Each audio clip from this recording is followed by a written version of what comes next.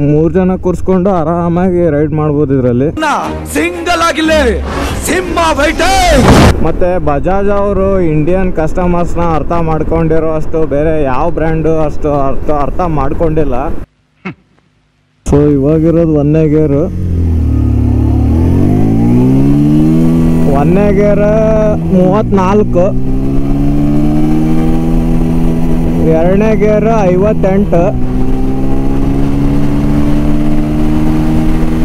3ನೇ gear 78.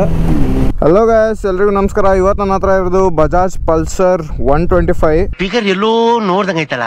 So ಇದನ್ನ ದೂರಿಂದ ನೋಡಿದ್ರೆ 150 ಅನ್ಸುತ್ತೆ. ಮೊದಲು 180 ಮಾಡಲು ಇದೇ ತರ ಬರ್ತಿತ್ತು ಡಿಸೈನು. ಸೊ ಫಸ್ಟ್ ಇದ್ರ ಎಕ್ಸಾಸ್ಟ್ ಸೌಂಡ್ ಕೇಳೋಣ.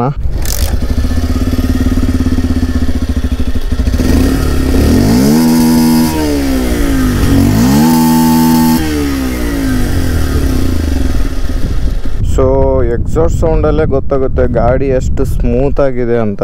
ನಮಗೆಲ್ಲ ಗೊತ್ತಾಗೋಯ್ತು. ಸೊ ಮಾಡೆಲ್ ನೋಡಕ್ಕೆ 150 ತರಾನೇ ಇದೆ, ಬಟ್ ಸ್ವಲ್ಪ ಚೇಂಜಸ್ ಇದೆ ಇದರಲ್ಲಿ. ಇದ್ರ ಗ್ರೌಂಡ್ ಕ್ಲಿಯರೆನ್ಸ್ ಬಂದ್ಬಿಟ್ಟು 165 mm ಇದೆ. ಮತ್ತೆ ಇದರಲ್ಲಿ ಬೆಲ್ಲಿ ಪ್ಯಾನ್ ಬರಲ್ಲ. ಬೆಲ್ಲಿ ಪ್ಯಾನ್ ಒಂದು ಕೊಟ್ಟಿದ್ರೆ ಇನ್ನಾಲಕ್ಕೂ ಚೆನ್ನಾಗಿ ಕಾಣಿಸಿರೋದು. ನನ್ನ ಅವಶ್ಯಕತೆ ಯಾರಿಗಿದೆ? ನನ್ನ ಅವಶ್ಯಕತೆನೇ ಇಲ್ವಲ್ಲ.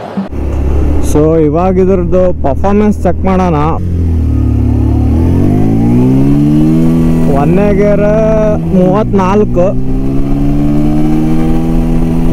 2ನೇ ಗೇರ್ 58, 3ನೇ ಗೇರ್ 78. ಇವಾಗಿರೋದು 4ನೇ ಗೇರ್. 4ನೇ ಗೇರ್ 98. 4ನೇ ಗೇರ್ಗೆ 100 ಟಚ್ ಆಯ್ತು.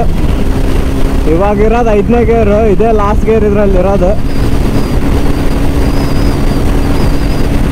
106, 108,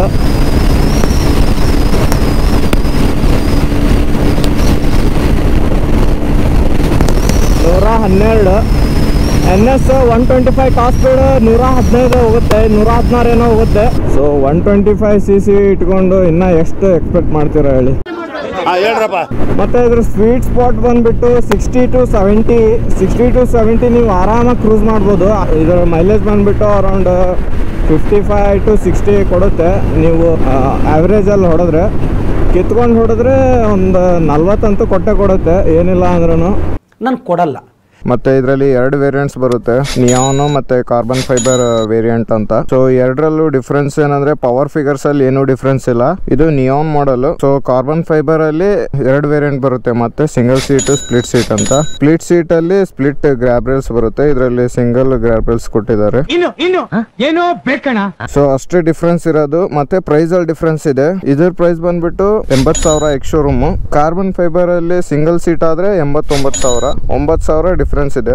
ಅದು ಬಿಟ್ರೆ ಕಾರ್ಬನ್ ಫೈಬರ್ ಅಲ್ಲಿ ಸ್ಪ್ಲಿಟ್ ಸೀಟ್ ಬರುತ್ತೆ. ಅದು ಸೇಮ್ ನೋಡಕ್ 150 ತರಾನೇ ಇದೆ. ಸ್ಪ್ಲಿಟ್ ಸೀಟ್ ಮಾಡಲ್ ಅದು 94,000 ಇದೆ ಎಕ್ಸ್ ಶೋರೂಮ್.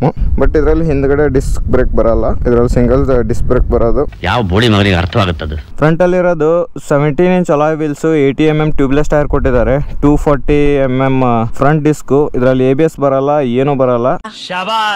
ಮತ್ತೆ ಟೆಲಿಸ್ಕೋಪಿಕ್ ಫೋಕ್ಸ್ ಕೊಟ್ಟಿದ್ದಾರೆ, ಹ್ಯಾಲೋಜನ್ ಹೆಡ್ಲೈಟ್. ಸೊ ಏನು ಇದರಲ್ಲಿ ಹೊಸದಾಗಿ ಏನು ಚೇಂಜಸ್ ಸಿಗಲ್ಲ.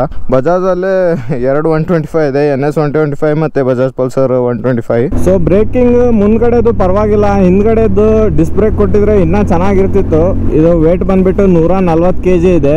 125cc ಕಂಪೇರ್ ಮಾಡಿದ್ರೆ ಯಾವುದು ಇದ್ರಷ್ಟು ವೇಟ್ ಇಲ್ಲ ಗಾಡಿ. NS 125 ವೇಟ್ ಕಂಪೇರ್ ಮಾಡಿದ್ರೆ ಇನ್ನ 4 kg ಹೆಚ್ಚಿಗೆ ಇದೆ NS 125 ಇದಕ್ಕಿನ. ಮತ್ತೆ ಈ ಗಾಡಿ ತಗೊಂಡು ಒಂದು 3 ತಿಂಗಳಿಗೆ ಇದು ಕಿಲ್ ಸ್ವಿಚ್ ಹೋಗಿತ್ತು. ಸೊ ಇವಾಗ ಇದು ಕಿಲ್ ಸ್ವಿಚ್ ವರ್ಕ್ ಆಗಲ್ಲ, ನೋಡ್ಬೋದು ನೀವು. ಸೊ ಗಾಡಿ ಕಿಲ್ ಸ್ವಿಚ್ ಆಫ್ ಮಾಡ್ಕೊಂಡು ನೋಡಿದ್ರು ಗಾಡಿ ಹೋಗುತ್ತೆ, ಇದ್ರಲ್ಲಿ ಸೆಲ್ಫ್ ಸ್ಟಾರ್ಟ್ ಆಗಲ್ಲ. ಇದೇ ಬಜಾಜ್ ಅವರ ಬಿಲ್ಡ್ ಕ್ವಾಲಿಟಿ. ಮತ್ತು ರಫ್ ಆ್ಯಂಡ್ ಟಫ್ ಕೂಡ ಯೂಸ್ ಮಾಡ್ಬೋದು. ಮತ್ತು ಇದರ ಮೇಂಟೆನೆನ್ಸು ಚೀಪಾಗಿದೆ, ಅಷ್ಟೊಂದು ಹೆವಿನೂ ಇಲ್ಲ. ಈ ಗಾಡೀಲಿ ತುಂಬ ಫೀಚರ್ಸ್ ಕೊಟ್ಟಿಲ್ಲ. ತುಂಬ ಫೀಚರ್ಸ್ ಅನ್ನೋಕ್ಕಿಂತ ಯಾವುದು ಫೀಚರೇ ಕೊಟ್ಟಿಲ್ಲ. ರೈಡರ್ 125ನ ಚೂಸ್ ಮಾಡಿದ್ರೆ ಅದರಲ್ಲಿ ನಿಮಗೆ ಯಾವ ಫೀಚರು ಕಮ್ಮಿ ಆಗಲ್ಲ, ಆ ಥರ ಕೊಟ್ಟಿದ್ದಾರೆ ಗಾಡಿ. ಹೆಂಗೆ ನಾವು ಹ್ಯಾಂಡಲ್ ಬಾರ್ ಅಲ್ಲಿ ನೋಡೋದಾದ್ರೆ ಇದು ಕಿಲ್ ಸ್ವಿಚ್, ಇದು ಸೆಲ್ಫ್ ಸ್ಟಾರ್ಟ್ ಬಟನ್, ಇದು ಹೈ ಬೀಮ್, ಲೋ ಬೀಮ್, ಇದು ಪಾಸ್ ಲೈಟ್, ಇದು ಇಂಡಿಕೇಟರ್ ಬಟನ್, ಇದು ಹಾರ್ನ್, ಸೆಮಿ ಡಿಜಿಟಲ್ ಮತ್ತೆ ಅನ್ಲಾಗ್ ಮೀಟರ್ ಕೊಟ್ಟಿದ್ದಾರೆ. ಇದು RPM meter, speedometer, odometer, trip meter. ಇದ್ರಲ್ಲಿ ಬರೋದು 11.5 litre fuel tank, 1.5 litres reserve ಅಲ್ಲಿ ಇರಲೇಬೇಕು. ಇದು ಟ್ಯಾಂಕ್ ಶೌಟ್ಸ್ ಸೊ ಚಿಕ್ಕದಾಗಿ ಕೊಟ್ಟಿದ್ದಾರೆ. Single cylinder air cooled engine, 11.8 BHP power, 10.8 newton metre torque produce ಮಾಡುತ್ತೆ. ಹಿಂದ್ಗಡೆ ಶಾಕ್ ಅಬ್ಸರ್ವರ್ಸ್ ಕೊಟ್ಟಿದ್ದಾರೆ ಎರಡು ಸೈಡ್. ಇಲ್ಲಿ ಟೈರ್ ಆಗರ್ ಕೊಟ್ಟಿದ್ದಾರೆ. ಹಿಂದ್ಗಡೆ tyre 17 inch alloy wheels, 100 mm tubeless tyre ಕೊಟ್ಟಿದ್ದಾರೆ. ಅಷ್ಟೇ, ಇದ್ರ ಬಗ್ಗೆ ಹೇಳಕ್ ಜಾಸ್ತಿ ಏನು ಇಲ್ಲ, ಜಾಸ್ತಿ ಏನು ಹೇಳಕ್ ಕೊಟ್ಟು ಇಲ್ಲ ಇದರಲ್ಲಿ.